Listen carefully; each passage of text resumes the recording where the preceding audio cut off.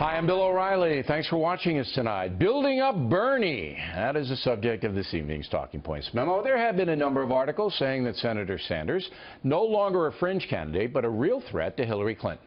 That's because a new Des Moines Register poll has Sanders only 2 points behind Clinton in Iowa, and the Real Clear Politics average has him just 13 points behind nationally. Finally, in New Hampshire, the Real Clear average has Sanders up by 11 points over Hillary Clinton. In just a few moments, Ed Henry will analyze why Mrs. Clinton's campaign is tottering, but I can tell you why Bernie Sanders is gaining some momentum. And by the way, Talking Points does not come to bury Sanders, but to praise him. Kind of.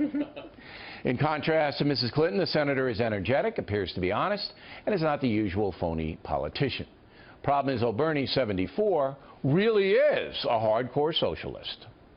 Democratic socialism means that we must reform a political system which is corrupt, that we must create an economy that works for all, not just the very wealthy.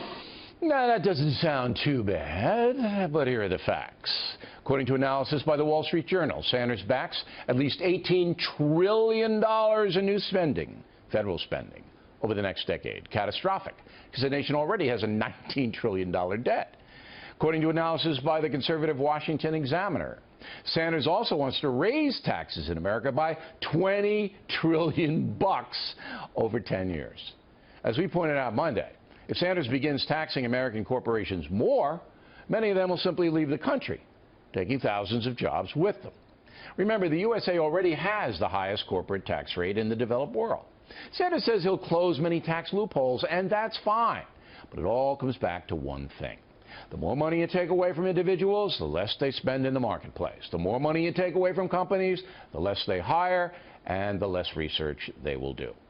The goal of socialism is to basically flatten out the American economy so everybody is pretty much the same. Look, as I said on Monday, if Sanders were elected president, he'd never get this stuff passed in Congress, but he could do a lot of damage by executive order alone.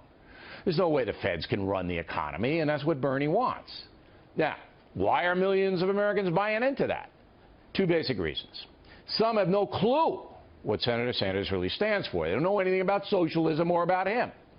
For example, Bernie Sanders has been in the Senate for 9 years. In that time, only one significant bill with his name on it has passed, revamping the Department of Veterans Affairs. Before that, he was in the House of Representatives for 16 years.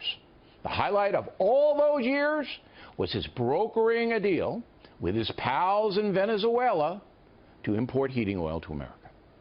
So you can see Mr. Sanders not exactly a major player in Congress for 25 years. But again, he's honest, and he's not afraid to say what he believes. Now, there's no question that the liberal mainstream media is getting very nervous about Hillary Clinton. Seems almost every day there's a new revelation about her ethical dilemmas, plural dilemmas. On the campaign trail, she's less than inspiring, trying to run as a continuation of Barack Obama. When many voters understand, especially with the stock market melting down, that Mr. Obama's economic policies have not exactly strengthened America. The propaganda says Mr. Obama saved us from a depression. But take a look at where we are. Your investments are getting hammered. Salaries are low for workers. And the future, at least this year, very bleak. When stocks blow up, all of us get hurt. Do you understand that, Bernie? Do you understand that, Barack? So Hillary Clinton running on more Obama policy is folly, and Sanders knows it. One more thing.